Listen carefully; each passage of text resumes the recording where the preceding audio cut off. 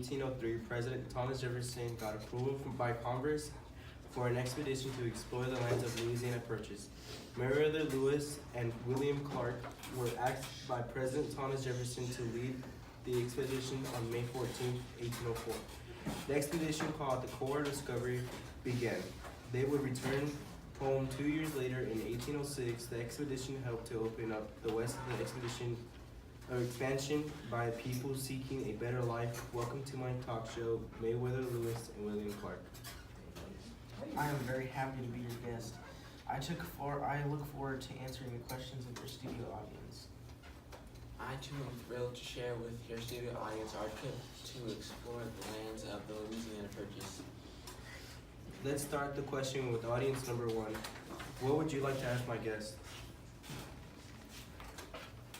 The Louisiana Territory was purchased from France by President Jefferson in 1803.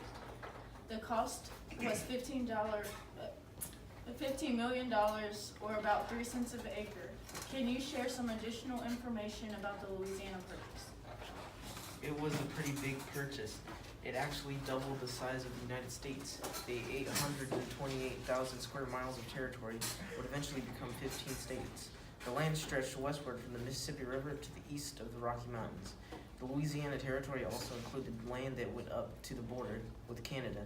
The lands went south to the city of New Orleans and the Gulf of Mexico. The land stretched westward from the Mississippi River to the east of the Rocky Mountains.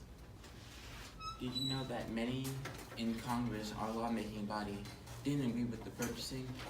A number of those Congress thought that President Jefferson was not within his rights as the president to make such a deal. It was passed by just 2 votes.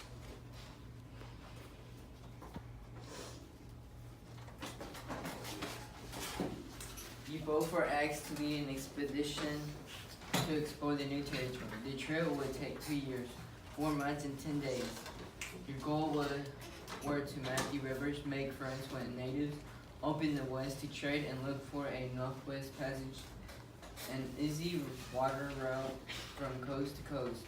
How did you prepare for the journey? President Jefferson sent me to the University of Pennsylvania. I studied navigation, surveying, map making, botany, and how to preserve plants. Additionally, I studied mathematics, fossils, and got some map training too. I also studied map making since this will be my main responsibility. I was also in charge of record keeping for the expedition. The journey started in St. Louis, traveling along the Missouri River. The date was May 14, 1804. You packed a barge boat and 2 pirogues, smaller boats, rifles, food, and lots of warm clothing were brought along, as well as trinkets and glass beads to give to Native Americans you might meet. I understand you also brought along a wolf cipher. Can you explain what this is? President Jefferson felt there might be a need to send important information in coded messages. The president had developed a wheel cipher, a device to send secret messages when he took on the journey. President Jefferson did send us a coded message in April of 1803, but however, I found the need to use it. William Clark brought along a man named York.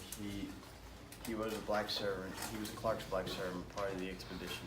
York was the first African American to reach the Pacific Ocean over land. A group of small islands in the Missouri River near Belvoir County, Montana, were named for him. They are known today as York Islands. That were some of the things which York did that were helpful on the journey. Some will say a black servant is not exactly the correct way to describe York. He was a slave given by my father when I was quite young. York didn't have a choice about coming on the journey. York proved to be most helpful, especially when we came upon Native Americans. They had never seen someone with his skin coloring. He was given a gun to help with hunting, an item not allowed for slaves to possess during our time. He helped us carry the canoes and keelboat. He also helped with cooking. After the journey, York asked me to give him his freedom. I had to admit, I didn't wish to give him his freedom at first, but he continued to ask me, so I eventually said yes. Other historians say York just left me. The 40 members of the court discovery included a woman named Shaggy, a member of the Shoshone tribe.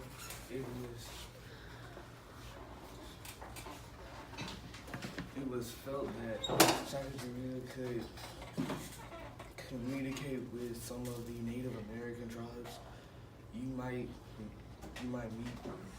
She proved to be extremely helpful to the expedition. In fact, it was Shaggy that was able to get the Shoshone to sell you horses to make crossing the Rockies easier. Please tell us more. Sacagawea mended clothes, cooked, and made moccasins, which were so comfortable that we all started to wear them. With her knowledge of herbs, Sacagawea provided medical attention when the men fell ill. She knew which berries were edible and which were poisonous, something that was also very helpful, especially when food was scarce. She also brought her 2-month-old son. His name was Jean-Baptiste Charbonneau, who was called Palm. I believe some Native Americans we met felt we came in peace when they saw both Sacagawea and her son. I also think without Sacagawea's help, with the Native Americans, we would have never been successful on our trip.